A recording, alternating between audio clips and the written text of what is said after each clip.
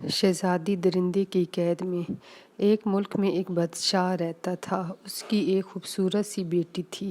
بادشاہ اپنی بیٹی کو ایک بہت بڑا باغ بنا کر دیتا ہے جس میں ہر طرح کے پھلدار درخت اور ہر طرح کے پھل اور پھول لگے ہوئے ہوتے ہیں۔ شہزادی کی 60 سہیلیاں ہوتی ہیں۔ وہ ہر وقت شہزادی کے ساتھ کھیلتی رہتی ہیں۔ ایک دن شہزادی اپنی 60 سہیلیوں کے ساتھ باغ میں کھیل رہی تھی تو ایک درندہ وہاں آ جاتا ہے اور وہ ان کو پکڑنے لگتا ہے۔ شہزادی اور اس کی 60 سہیلیاں بھاگتی ہیں تو شہزادی کا موتیوں والا ہار ٹوٹ جاتا ہے۔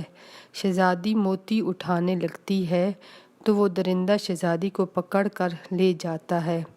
درندہ شہزادی کو اٹھا کر وہاں سے بہت دور لے کر جاتا ہے اور وہاں پر اور بھی بچے ہوتے ہیں۔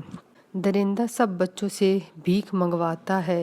شہزادی بھی ہر روز بھیک مانگنے جاتی ہے اور شہزادی کہتی کہ میں بادشاہ کی بیٹی ہوں، میری 60 سہیلی ہے، مجھے درندے نے پکڑ لیا ہے۔ لوگ اس کی بات نہ مانتے اور اس کو بھیک دے دیتے۔ کچھ عرصہ اسی طرح سے گزر جاتا ہے اور شہزادی بڑی ہو جاتی ہے۔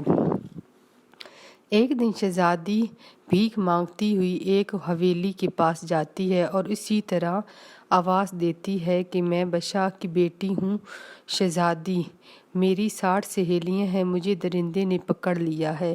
اتنے میں ایک نوجوان لڑکا حویلی سے نکلتا ہے۔ وہ شہزادی کو دیکھتا ہے اور کہتا ہے کہ تم کتنی خوبصورت ہو، مجھے تو تم واقعی ہی شہزادی لگتی ہو، تم اندر آ جاؤ اور مجھے ساری بات بتاؤ۔ تو شہزادی اس لڑکے جس کا نام زین ہوتا ہے اس کو بتاتی ہے تو زین کہتا ہے کہ میں تمہاری مدد کروں گا۔ تو شہزادی کہتی ہے کہ نہیں، تمہیں بھی وہ درندہ مار ڈالے گا، وہ بہت بڑا ہے۔ تو زین کہتا ہے تم یہاں ہی رہو، کچھ سوچتے ہیں۔ زین اور شہزادی کو کھانا وغیرہ دیتا ہے۔ پھر شام ہو جاتی ہے۔ وہ دونوں حویلی کے چھت پر بیٹھ کر درندے کا انتظار کرتے ہیں۔ اتنے میں درندہ وہاں آ جاتا ہے۔ شہزادی چھت پر کھڑی ہوتی ہے اور درندہ زور سے آواز دیتا ہے کہ تم واپس کیوں نہیں آئی؟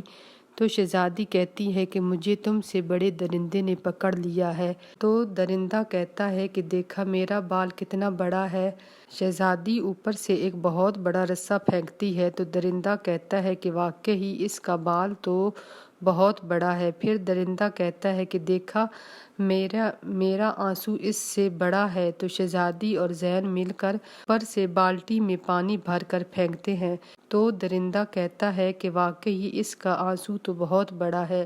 پھر درندہ اپنا دانت دکھاتا ہے کہ میرا دانت بہت بڑا ہے۔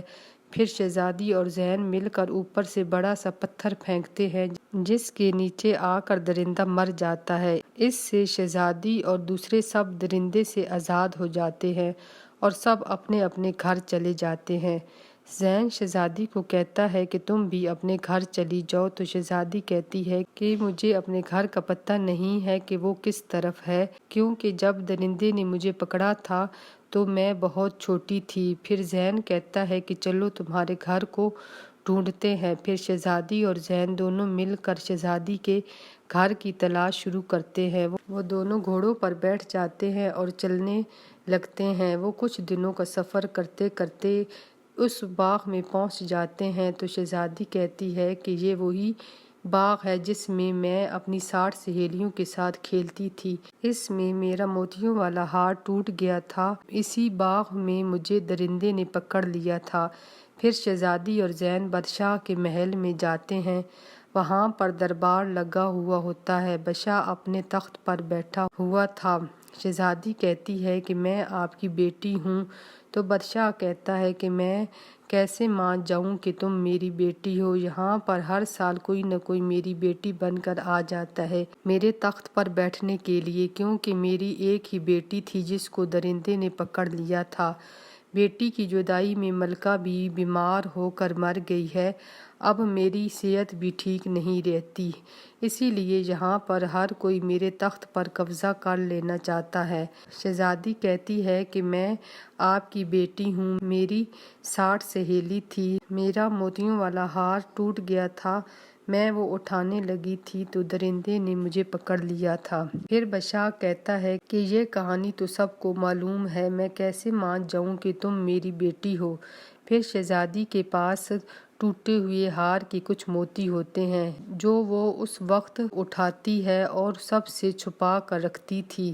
شہزادی وہ موتی بادشاہ کو دیتی ہے۔ بادشاہ اپنی وزیر سے کہتا ہے کہ جاؤ یہ موتی اس ہار کے موتی سے ملا کر دیکھو، کیا یہ اسی ہار کے ہیں؟ جلدی کرو۔ پھر وزیر وہ ٹوٹا ہوا ہار سے موتی ملاتا ہے تو یہ موتی اسی ہار کے ہوتے ہیں۔